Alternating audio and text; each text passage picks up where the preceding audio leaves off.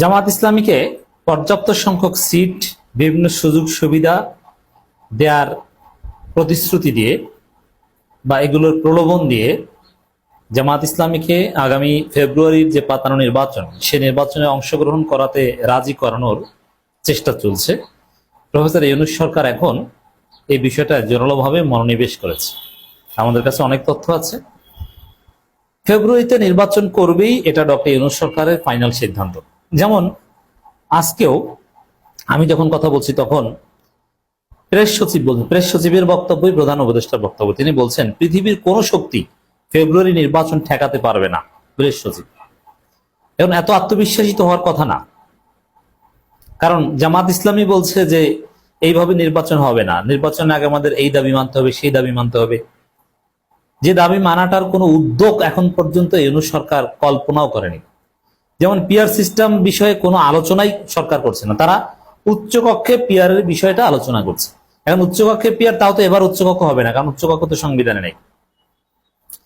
কিন্তু জামাতের দাবি আগামী নির্বাচনেই হতে হবে পিআরে, তাও নিম্নকক্ষে, উভয় কক্ষে।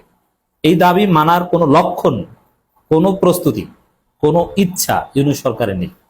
এটা ভেতরকার তথ্য, যারা জানতে চান আপডেট তারা জেনে রাখুন যে জামাত যে দাবি করছে, চরমোনাই এনসিপি যে দাবি করছে, তাদের অগ্রগতি হচ্ছে জনগণ পিআর এর পক্ষে সবাই, কিন্তু ইউনূস সরকার এটাকে 4 আনার দাম দিচ্ছে।